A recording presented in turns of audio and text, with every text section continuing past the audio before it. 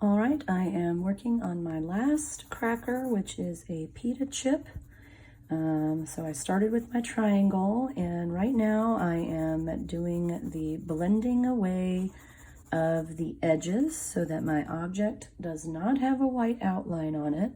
And I'm trying to pay attention to like all through this area of the chip. That area is a little bit lower. So I'm going to make sure that that part of the outline, the darker value, comes out a little bit further than it does in some of the other areas, and we'll show that that part's recessed, whereas this part bulges up. And this is where stuff gets kind of confusing, because what do we do about the fact that even though this bulges up, it's darker? So I'm going to make a darker edge on the top of that bulge, although it doesn't kind of there, and then it's going to fade out as it comes back to the surface of the cracker. Same thing with this crazy guy over here.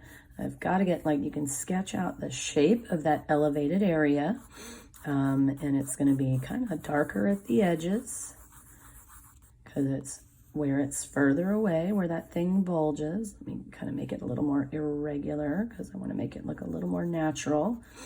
So it's not such a perfect oval.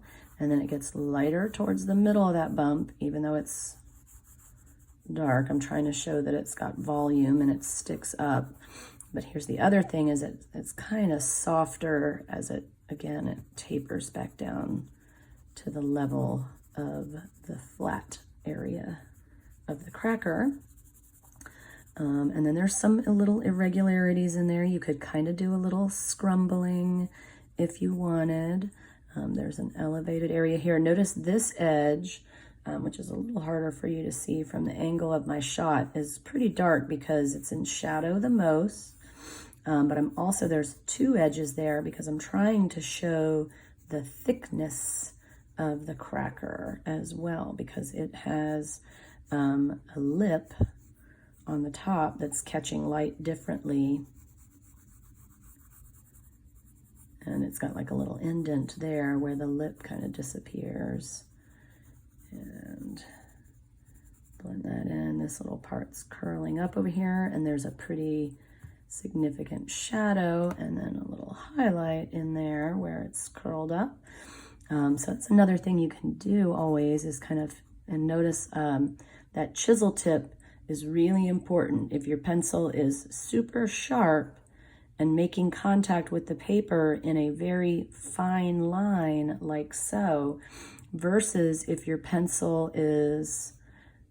has a chisel tip like so, where you've got a flat spot on the end and you're making a much wider mark, which is not, well, I'm using the chisel tip, but I'm drawing way out of scale here, as opposed to, let me turn that line the other way, so that if I had just dragged the pencil that way with the chisel tip, I'm making that wide of a soft mark, versus with a really sharp point, I'm making that thin of a mark. So now I gotta find my chisel tip again so I can smoothly, and you can always go somewhere else on your paper and kind of wear down a spot so you find your chisel tip again. And got a little eraser fuzz in there, and it is giving me a little bit of a hassle, because eraser fuzz in your drawing creates usually a pretty significant ordeal. It is a different texture, and it will start picking up the graphite as you're rubbing on your paper. So there's that other bulge in the background, and I need to get this edge overall darker because it's kind of toasted a little bit more as well. You are working on blending smoothly, unless, I don't think this is the cracker that I want to go in and add any hatching or stippling on. I think I might go back in later and add a little bit more hatching and stippling to my Cheeto, and give it some kind of dots in some of those textural areas. And then I'll just keep bringing this off of that edge, overlapping those lines nice and smooth.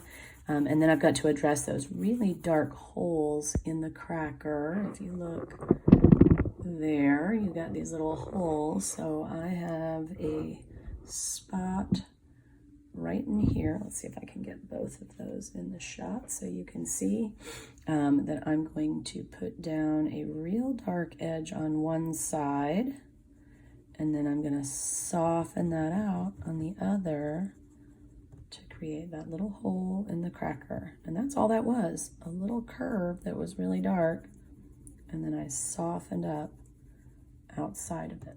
Okay, and it kind of has a little shadow back here behind it. So those are the real fancy, like once you get the flat areas done, do you want to go in and do a little scrumbling to get, there is a little textural variety. Let me get my chisel tip again. There is a little textural variety on that cracker surface. It's not completely smooth. It's not just those big bumps.